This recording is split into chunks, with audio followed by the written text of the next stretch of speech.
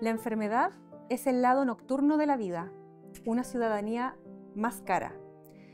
A todos al nacer nos otorgan una doble ciudadanía, la del reino de los sanos y la del reino de los enfermos. Y aunque preferimos usar el pasaporte bueno, tarde o temprano, cada uno de nosotros se ve obligado a identificarse, al menos por un tiempo, como ciudadano de aquel otro lugar.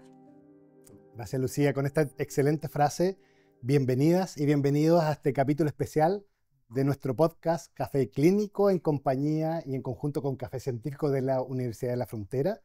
Y en este hermoso lugar, ¿no es cierto?, la cafetería y librería Miralibros de la ciudad de Temuco. Hoy día el capítulo del podcast se titula Metáforas y Salud, la importancia de las palabras. Bienvenidas a nuestras invitadas el día de hoy, bienvenida Belén, bienvenido a nuestro tremendo público que tenemos el día de hoy en este capítulo especial.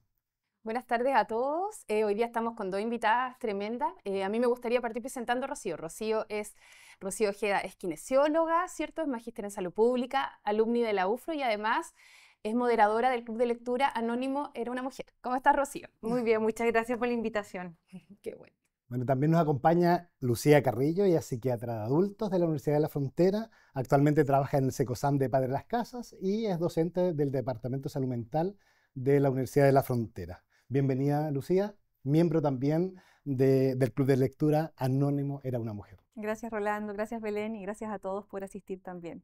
Gracias por la invitación. Bueno, hoy día estamos en un lugar diferente, ¿cierto? Salimos de nuestro espacio habitual de la biblioteca de la Facultad de Medicina y estamos en una librería, ¿cierto? Estábamos tirando la talla aquí, que es nuestro Tiny Desk improvisado, cultural, ¿cierto? Y me gustaría para partir que nos cuentes, Rocío, de qué se trata el libro, cuéntanos un poco de la autora sobre la que vamos a conversar hoy día.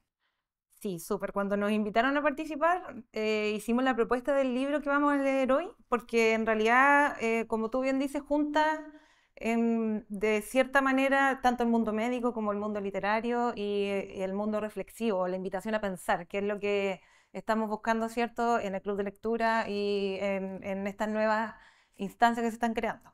Entonces, el libro que vamos a leer se llama La enfermedad y sus metáforas, y el SIDA y sus metáforas, que es un ensayo escrito por la escritora estadounidense Susan Sontag en 1978. El primer ensayo ella lo escribe mientras estaba cursando con un cáncer de mama, pero sin embargo el libro no trata respecto a su enfermedad, sino que ella trata de mostrar cómo las metáforas influyen en el pensamiento colectivo a la hora de hablar de enfermedades. Y esto lo hace de dos maneras principales, a mi parecer. Una es a través de cómo la literatura ha ido marcando las metáforas de la enfermedad, y otra es cómo estas metáforas afectan a los enfermos, a los pacientes. Y después, 10 años después, ella suma a este ensayo el otro ensayo llamado El SIDA y sus metáforas, que ya va más acorde a los tiempos que ya fueron los años 80, ¿cierto? 90.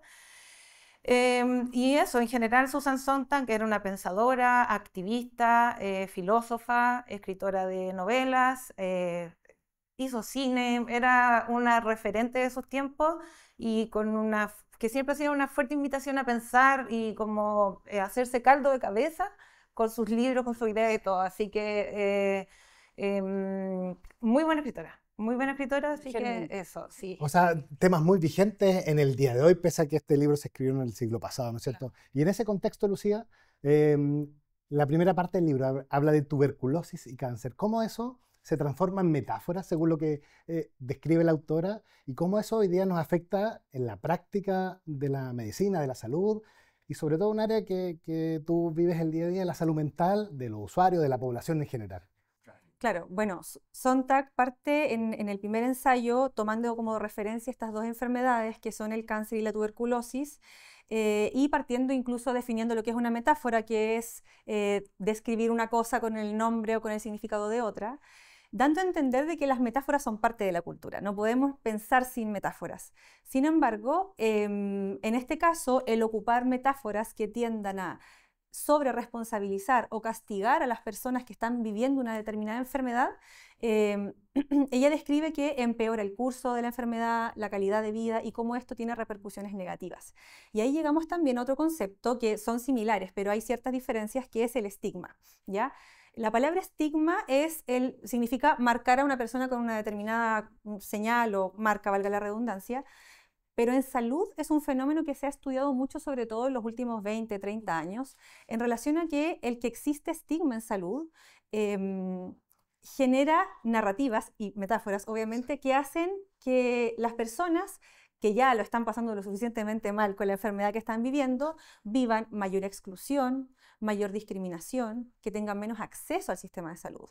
Y una de las metáforas que, por ejemplo, voy a hablar un poco de lo que decías tú de la tuberculosis, que propone Susan Sontag, tiene que ver con cierta romantización y estetización, no sé cómo se llama, que describe Sontag, que pasó en el siglo XIX, en particular en el contexto de los grandes escritores románticos, muchos de ellos viviendo con tuberculosis, y cómo a partir de eso se genera cierta estética y cierta como valoración, cuando no se tenía idea por qué se producía, se pensaba que era por los miasmas, la excesiva humedad, la pobreza, cuando con los años se descubrió que la el exceso causa de energía, también, ¿no? y el romanticismo, exceso de romanticismo. Exactamente, el exceso de pasiones. Y en el fondo muchas explicaciones causales en temas psicológicos que finalmente quedaron bastante descartados cuando ya se descubre cuál es la causa de la tuberculosis. Entonces, ella describe esto como con cierta perspectiva histórica, como que ya hay más claridad, pero también luego lo conecta con el cáncer como algo que está en pleno auge,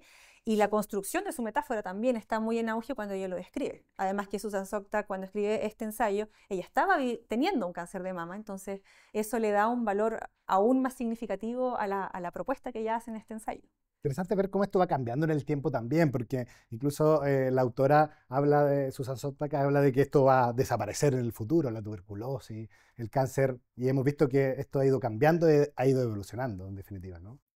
Sí. Y ella define de alguna manera, ¿cierto?, como dos estereotipos. En el fondo, habían estereotipos de pacientes con tuberculosis y estereotipos que era como bien opuesto de pacientes con cáncer. Y respecto a esto, Rocío, de las metáforas en salud y cómo pueden afectar el proceso de consulta, de atención, cuando uno le pone en el fondo un título, ¿cierto? O cuando se usan estos conceptos de salud, estos diagnósticos como el cáncer, hoy día hablamos en los medios de comunicación, el cáncer del terrorismo, el cáncer de la delincuencia, hay que extirparlo y todas sus metástasis, en el fondo, cómo se le pone una carga, ¿cierto?, social, emocional a estos conceptos. No sé qué nos puedes comentar tú en tu experiencia o lo que habla la autora también de estas metáforas en salud y cómo pueden afectar a todas estas personas que tienen estos diagnósticos. Claro.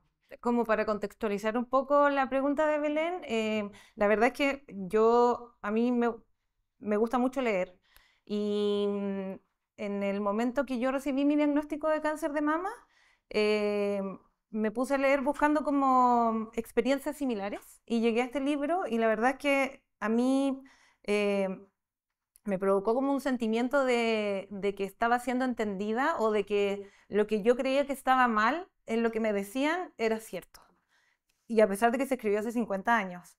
Si bien yo nunca he creído, por ejemplo, que mis emociones reprimidas tengan que ver con el cáncer, cuando uno está pasando por un diagnóstico y estás en la tormenta de esperando la biopsia, los primeros días y todo, y hay gente que te diga, bueno, es que esto viene como una lección para que aprendas a manejar mejor tus emociones. Inevitablemente, aunque tú conscientemente creas que no, empiezas a pensar, chuta, no manejé bien mis emociones porque de verdad estaba un poco bajoneada, a lo mejor no me sirvió, debía haber hecho terapia. Entonces, en realidad es un tipo de comentario que no suma. Entonces, comentarios como ese existen mucho, y no solo en cáncer, con otras enfermedades también. Le pasa también, como decía Lucía, a las personas con enfermedades de salud mental, que por tener un diagnóstico ya tienen una etiqueta y uno asume un cierto estereotipo que no tiene por qué ser así. Y en el fondo lo que hace, y que muy bien lo dice ella en el libro, es sumar más carga que no es necesario, porque a veces sí puede ser tu culpa.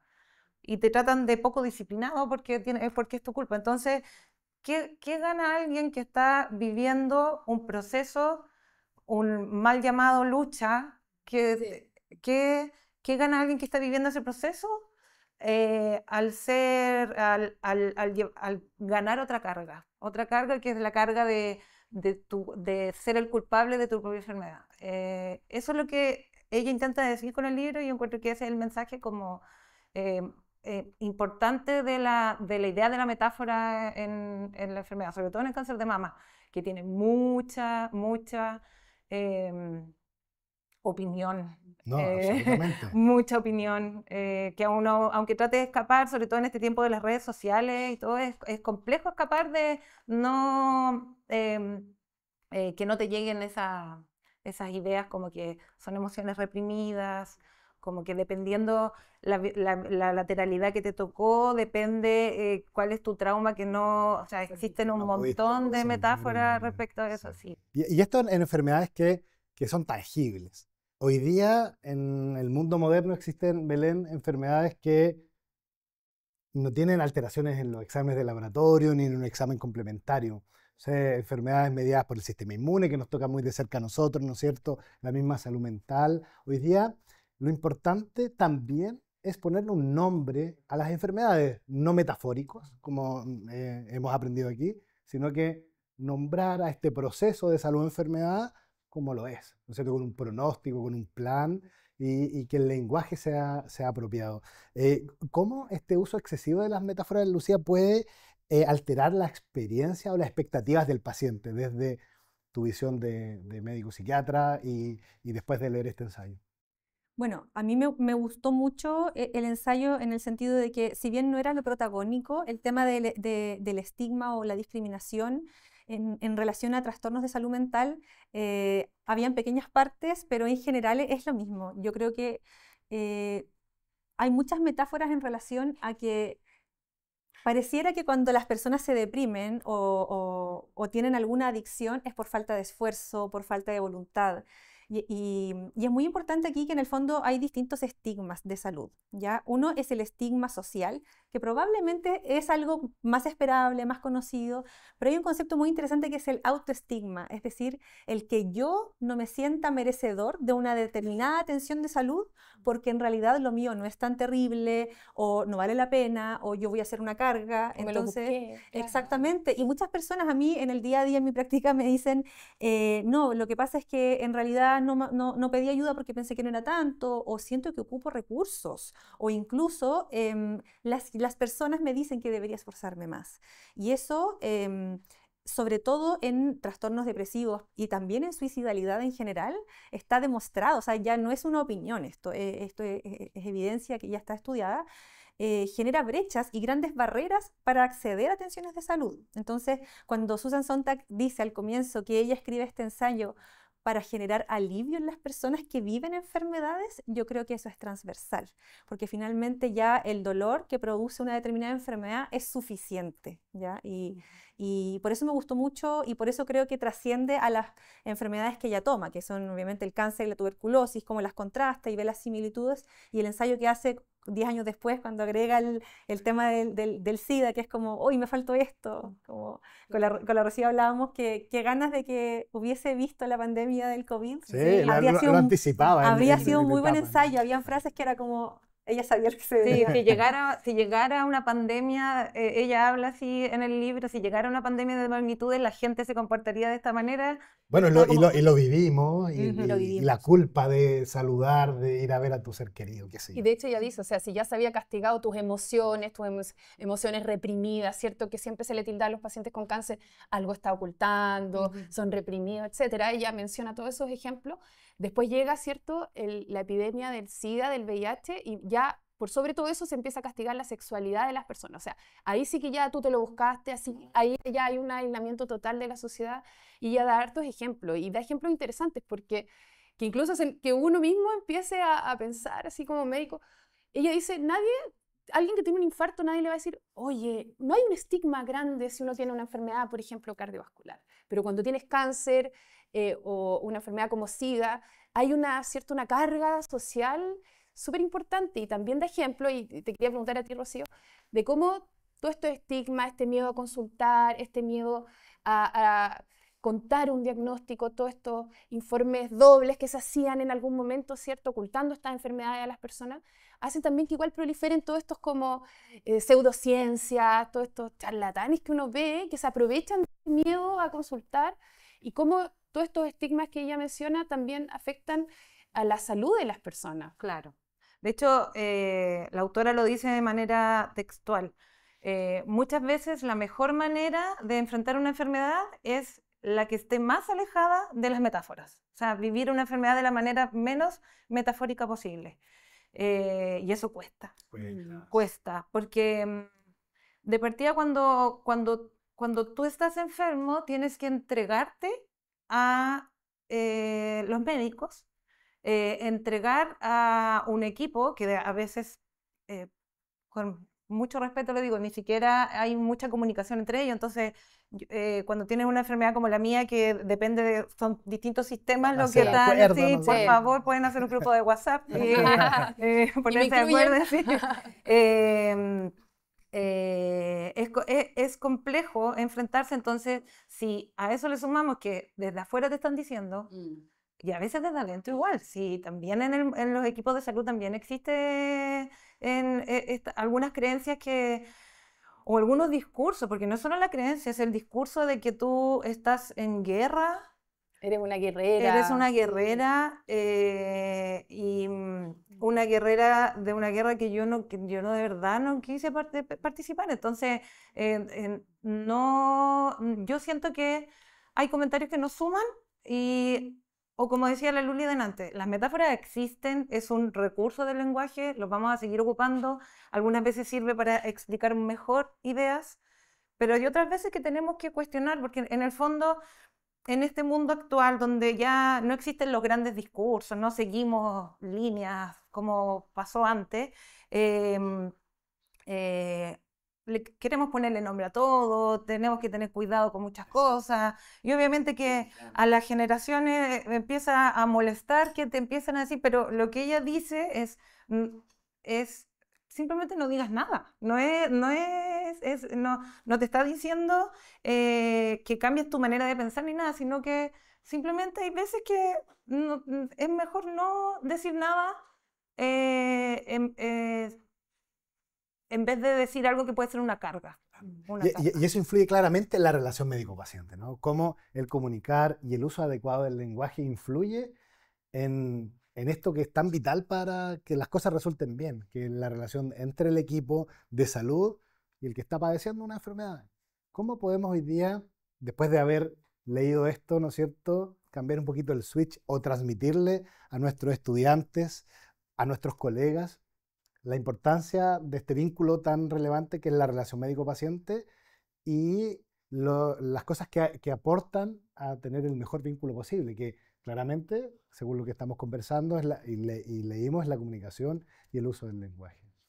Bueno, yo creo que lo primero es comprender que los médicos somos parte de la cultura, que no estamos excluidos obviamente el pensamiento metafórico es propio de nuestra especie, pero y el estigma entendiéndolo también como un fenómeno social. Y nosotros somos parte de la sociedad. Probablemente en este rol de experto muchas veces omitimos o no dimensionamos lo suficiente cuáles son nuestras carencias. Y yo creo que es súper importante tener siempre presente que no tenemos toda la verdad, que no tenemos por qué saberlo todo. Y esto lo que requiere es un ejercicio constante de autorrevisión. Yo creo que mientras leíamos a todos nos pasaba que sentíamos como, uy, creo que esto lo dije, no sé, o esto también lo pienso, pero no lo dije, o tal vez sí lo dije. Entonces, creo que es muy importante. Por ejemplo, a mí me ha pasado en muchas oportunidades que me cuesta mucho plantearle a alguien el diagnóstico de esquizofrenia. Me complico porque por lo del pronóstico, qué difícil, y me doy cuenta de que mi ansiedad es mucha más que la que estoy viendo, no sé, en la persona, en la familia. Entonces, a veces nuestros propios estigmas respecto a las enfermedades que nosotros mismos tratamos, porque conocemos muchas veces la parte más difícil, hace que minimicemos o ocupemos un lenguaje que no es el acertado, y las personas justamente lo que necesitan para tener no más dolor del que ya tienen es un nombre sin metáforas. Entonces a veces nos atrapamos con un lenguaje que intenta suavizar o que intenta disfrazar ciertas realidades, pero nuestro sistema funciona en base a colocarle nombre a las enfermedades y tenemos que colocar esos nombres, siempre con mucho cuidado, siempre dándole espacio para poder explicar qué es, qué no es, qué se viene, qué es lo que se sabe, qué es lo que Que en no se algunos casos es sabe. dinámico también, ¿no es cierto? Exactamente, sí. O incluso decir eso, me puedo equivocar, o el cambié de opinión, ya no creo esto otro, o el no sé. Y puede ser muy como sorprendente para una persona, pero podemos no saber. Y yo creo que ahí va más en el intentar siempre tener una relación un poco más cercana a lo simétrico. Inevitablemente hay una asimetría si yo estoy atendiendo a una persona desde el lado de que soy profesional. Puedo que tenga una enfermedad peor que la que mi paciente, no lo sé. Pero siempre acercándonos a ese vínculo que sea más simétrico que lo que la historia de la medicina occidental nos ha tenido acostumbrados. Y eso nos cuesta más de lo que yo creo nosotros pensamos. No, absolutamente. De Y hecho, hay culturas más avanzadas en eso respecto a otras, ¿cierto? Ella menciona hartos ejemplos de cómo culturalmente en muchos países se ocultaba, se le decía los diagnósticos a los familiares de los pacientes. Eso sabemos que hoy no es así, ¿cierto? Toda persona tiene derecho a saber su diagnóstico si es que así lo quiere. Esas conspiraciones del silencio, ¿cierto? Ya la ética nos ha enseñado mucho respecto a eso. Y yo creo que todos los que estamos acá también y que somos docentes sabemos la importancia de la comunicación también en la formación, en las entrevistas, en la relación médico-paciente o personal de salud-paciente, ¿cierto? Y de las cargas, porque lo que dices tú es muy cierto. O sea, cuando nosotros aprendemos a entrevistar o estamos con nuestros estudiantes, Psicología, les ¿no? decimos, si tú preguntas esto así, tú le estás poniendo una carga a la pregunta. Esto tiene que ser algo natural. Y cuesta, pues sí, yo creo que todos cargamos con nuestra cultura también, nuestra Yo formación. creo que importante en la relación médico-paciente y en el uso del lenguaje y la comunicación, es importante transmitir y nosotros como profesionales tener claro el camino y el resultado final, pero para llegar a ese resultado hay mucha agua que tiene que pasar bajo el puente. Yo siempre digo, no es importante saber qué tiene el paciente, sino que tenemos que saber qué hacer con el paciente y ahí el Claro. vínculo se estrecha. Mira, tenemos 3 caminos que vamos a recorrer juntos, que vamos a hacer que su depresión, su fibromialgia, su artritis reumatoide, su enfermedad inflamatoria intestinal, su cáncer, podamos lograrlo. Y tenemos que ir decidiendo en conjunto, sobre todo en el siglo XXI, ¿no es cierto? Que las decisiones son no Compartida. claro, del médico, del profesional, sino que tenemos que ofrecer las alternativas y tomar la mejor decisión en conjunto e informados. Y sin lenguajes ocultos que lleven al paciente a tomar una mala decisión al fin O no consultar, o no decir sus dudas, ¿cierto? Porque de repente la información es muy importante. Y en ese sentido, Rocío, ¿cómo en el ejemplo del día a día, lo hablaba un poquito antes, no usamos las metáforas, si bien es un recurso del ser humano hoy día, ¿cuál es el mensaje? ¿Qué metáforas evitar en la práctica de la medicina, de la salud? ¿Me preguntas a mí como Rocío Ojeda Como o Rocío Ojeda. Como anónimo en sí. una mujer. Muchas Digo opiniones. que Como en realidad moderadora, ¿no? es una pregunta bien grande de responder, pero yo creo que al menos lo que me afecta a mí, que es el cáncer, lo conversamos, que de repente tenemos, y esto no es solo para los médicos, en realidad es para toda la gente, también yo miro para atrás y digo quizás cuántas cosas dije irreflexivamente y que porque tenemos como respuestas típicas a escenarios críticos. Por ejemplo, cuando alguien fallece, siempre decimos las mismas frases. Cuando alguien está enfermo, decimos las mismas frases. Y ahí, en este como pool de frases que uno tiene, vienen estas como del tipo, esta enfermedad vino a enseñarte algo que tenías que aprender. Esta enfermedad te llegó a ti porque tú eres la mejor guerrera. O muchos ejemplos en realidad bueno, y además el lenguaje bélico que se ocupa, Sí, que le ella olvidamos, explica que tiene un sí. origen, el por qué se ocupa el lenguaje bélico. La defensa, el ataque. Claro, entonces yo creo que en realidad la invitación y lo que Susan Sontag hace en sus ensayos es invitar a hacer el ejercicio de pensar y decir, quizás lo que yo tenía que decir era, si necesitas comida yo te llevo. No decir, esta batalla llegó para enseñarte algo, sino si necesitas que alguien pasee a tu perro, yo puedo ir a buscarlo un día y lo saco a pasear. O sea, ni siquiera es algo tan complejo, sino como ponernos... Es difícil ser empático con alguien que está pasando por algo muy terrible, pero tratar de... O sea, la lectura en sí es un ejercicio de empatía. Entonces, yo creo que aprovechando de hacer una invitación a leer, de repente leer historias diferentes o puntos de vista diferentes. Ella no es médico, pero ella se preocupó de hacer una buena revisión bibliográfica.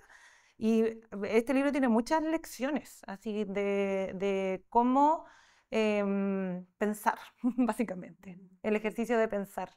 ¿Puedo agregar algo a lo que dice Rocío?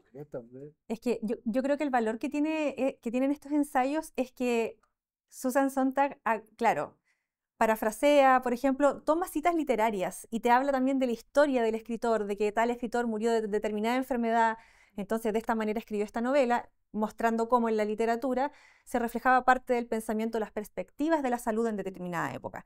Pero además agrega discursos políticos, y eso me parece muy interesante, porque en un momento muestra cómo el lenguaje en relación al cáncer se ocupa en terminología bélica o de conflictos políticos importantes, y ella tiene la capacidad de mostrar visiones políticas muy contrapuestas que ocupan la misma metáfora. Y creo que eso tiene un gran valor porque nos permite ir más allá de las diferencias o similitudes políticas que tengamos para comprender que estas metáforas están y cómo deberíamos avanzar en cuestionarlas. Ella ni siquiera propone derrocarlas, eliminarlas, reprimirlas, porque no se trata de dejar de hablar necesariamente, no, pero sí remirarlas y uno también ser consciente del lenguaje que ocupa, y por eso yo creo que la importancia de las palabras, creo que es el nombre del título del programa, porque de verdad las palabras son muy importantes, lo que le decimos a un paciente, lo que le decimos a una amiga, lo que le decimos a un familiar, lo que escribimos en la ficha clínica, todas son palabras y muchas tienen una carga que es muy grande, entonces yo creo que llama al cuidado,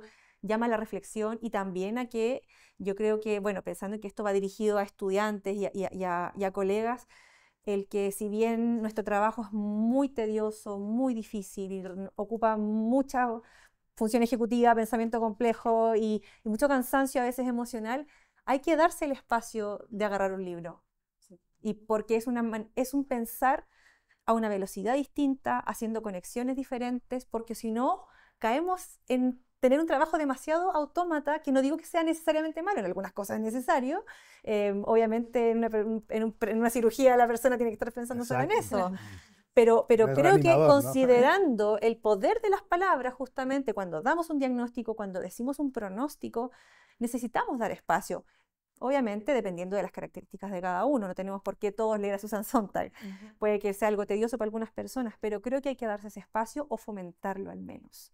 Y a veces cuesta fomentarlo, porque hay que aprender mucho, la medicina ha crecido y se ha complejizado mucho. Entonces, yo me acuerdo en la universidad cuando profesores míos que eran de otras generaciones nos contaban cómo era antes y que había mucho más leer, mucha más literatura, mucha más reflexión, pero hoy no solamente la universidad tiene elementos mucho más técnicos, el mundo está más técnico, más rápido, más complejo.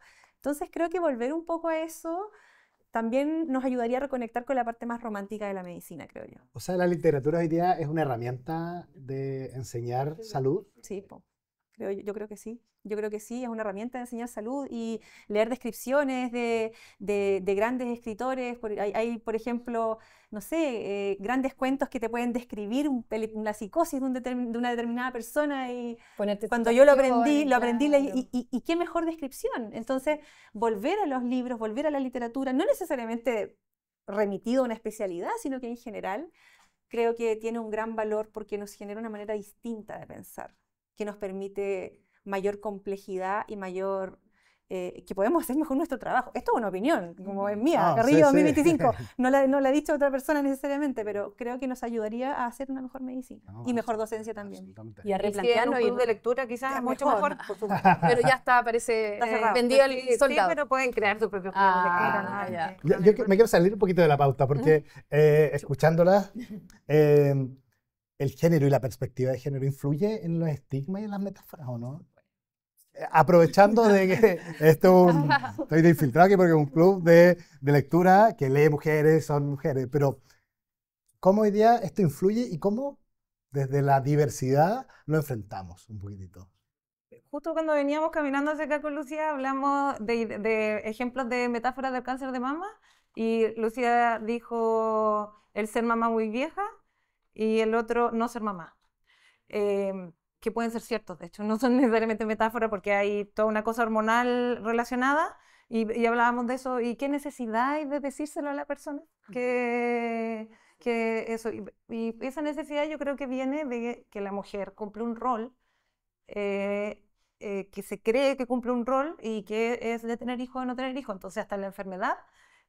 Marca, Es ¿no? por eso Sí. se No, relaciona. y, en el- relaciona. y lo O hemos los síntomas, lo hemos Sí, hablado de sí. los síntomas, por ejemplo, cardiovasculares, cuando una mujer consultas repetidas Claro. y siempre o estrés o que algo le pasa o una crisis de pánico, y cómo eso retrasa los tratamientos, los diagnósticos, porque está el estigma de que es mujer y consulta por un cuadro de dolor, y ya tú estás como predispuesto en el fondo a que puede ir por un área más psiquiátrica, emocional. Se sobrepsicologiza en el fondo la vivencia de la enfermedad de las mujeres. Se atribuye en exceso la causa psicológica.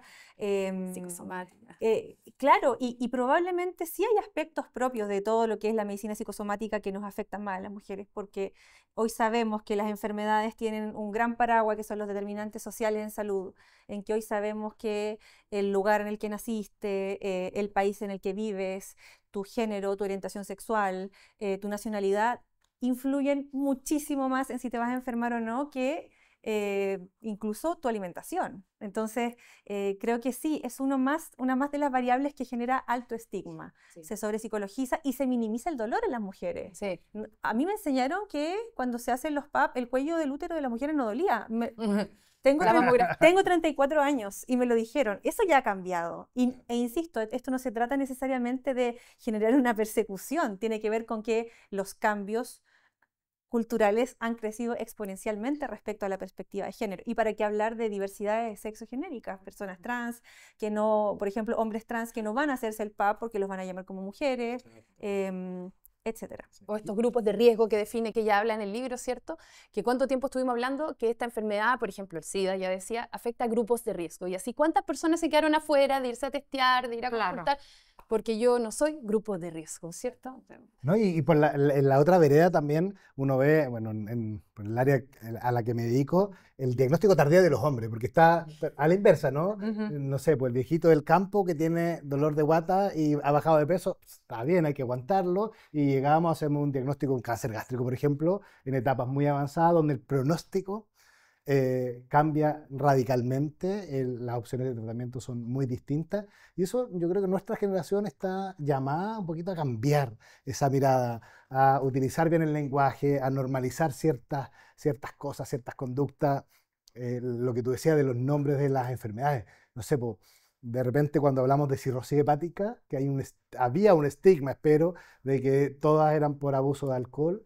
Hoy día yo estoy muy seguro cuando un paciente con una cirrosis hepática por hígado graso, le digo, y yo sé que me va a costar la relación médico-paciente un par de sesiones, probablemente decirle, señora, que nunca ha bebido alcohol en la vida, usted tiene este diagnóstico que es tan Claro. lapidante, ¿no? Pero después ella se va reconciliando, ¿cierto? Tiene que ver con el duelo un poquitito y enfrentar estas enfermedades de manera distinta, reconciliarse. Qué metáfora más mala, pero entenderla quizás, ¿no? Ahora estamos muy pendientes Sí, de exacto. Hacer la paz, sí. hacer la paz. Pero yendo más allá incluso de lo que tú describías, la misma estigmatización a las personas que consumen drogas, por ejemplo. Siempre se asume que hay un tema de voluntad, pero hoy sabemos los cambios que hay en el funcionamiento cerebral de una persona con una adicción. Hoy se habla de que incluso es una enfermedad neurológica prácticamente. Entonces también hay una carga en relación a que la persona debería salir por sí misma. Pero si vemos, por ejemplo, en el consumo de alcohol, hay muchos factores asociados a nivel socioeconómico, eventos adversos en la infancia, con todo lo que implica ese término, que influyen, tendencias por dinámicas familiares incluso, narrativas sociales, publicidad, etcétera. Entonces, también la mirada es que en general los problemas de salud tratemos de mirarlos de una manera más amplia y sin ponerles una carga moral. Sí, yo creo que es eso. Nosotros podemos tener nuestra moral, nuestros valores, todos los tenemos, obviamente, pero ojo, tenemos que tener mucho ojo con nuestros propios valores, llevarlos a la atención clínica. A los médicos nos dan mucha rabia las personas que consumen drogas. lo vemos a veces incluso como una especie de gasto, Claro. pero porque desconocemos o se nos olvidó, puede ser, no sé, que esto también es una enfermedad. Sí. O no se nos enseñó lo O suficientemente. también, porque ha ido Sí. cambiando eso. Se ha ido cambiando. Claro. Bueno, para ir cerrando, si les parece, me gustaría... Tienen una tradición, las chicas nos decían, ¿no? Sí. Si nos vamos a unir aquí, Café Clínico, nos vamos a poner... Bueno, siempre ustedes terminan, ¿cierto? En el fondo, cuando analizan un libro, con alguna cita que a ustedes les haya parecido, que les haya marcado, que les haya causado mayor atención. Y si les parece, podemos compartir alguna parte del libro. Yo voy a partir. Por supuesto. Bueno, ella dice, ¿cierto? Paciente significa aquel que padece, y etimológicamente viene de sufrimiento. No es el sufrimiento en sí lo que en el fondo más se teme, sino el sufrimiento que degrada. La frase que yo escogí dice: los enfermos no son las inevitables bajas ni el enemigo. Nosotros, es decir, la medicina y la sociedad, no estamos autorizados para defendernos de cualquier manera que se nos ocurra.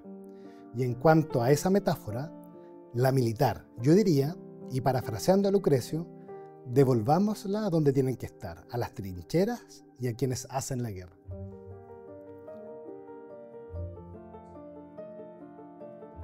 Buscamos metáforas adecuadas para tratar de abarcar el mal total o absoluto, pero las metáforas patológicas modernas son todas poca cosa. Además, los que tienen realmente la enfermedad nada ganan con oírla nombrar constantemente como si resumiera todo el mal. Las teorías psicológicas de la enfermedad son maneras poderosísimas de culpabilizar al paciente. A este se le explica que, sin quererlo, ha causado su propia enfermedad, por lo que se le está haciendo sentir que bien merecido se lo tiene. Tremendas frases, ¿no es cierto?, para terminar este gran capítulo y edición especial y de lujo, diría yo, de Café Clínico Científico, en este lugar que reúne, ¿no es cierto?, el encuentro, la literatura y la pasión por leer. Y esperemos que la pasión por enseñar también. Muchas gracias a las dos, a todos los que nos acompañan hoy día. Yo creo que esto va a dar como para seguir analizando, conversando, ¿cierto? Ojalá que genere un remesón, ¿cierto?, en todos los que nos dedicamos a estas profesiones tan hermosas. Y les agradezco a las dos por introducirnos en este mundo de club de lectura. Antes de los aplausos finales, quisiera agradecer obviamente a Miralibros por el espacio que nos cedió hoy día, a Café Científico, a la producción, quienes están tras las cámaras, Felipe, equipo de Café Científico, muchas gracias. Estamos haciendo universidad, eso es lo que más nos llena hoy día. Y universidad no solo es estudiar para el examen, para la prueba, nuestros estudiantes que hoy día nos acompañan, sino que es cuestionarnos el día a día lo que estamos haciendo. Y no solo al estudiante, si esto no para. Así vemos en la práctica diaria. Belén, esa sorpresa, ¿no? Y para aprovechar a todo el público, a todo lo que nos van a ver, entonces los vamos a invitar a seguir las redes de Café Clínico y Café Científico para que puedan participar por el regalo de esta maravillosa obra de Susan Sontag, sus obras imprescindibles. Así que los invitamos a seguir nuestras redes sociales para que sigamos compartiendo y haciendo universidad. Muchas gracias a los asistentes y un gran aplauso a nuestras tremendas entrevistadas el día de hoy. Gracias.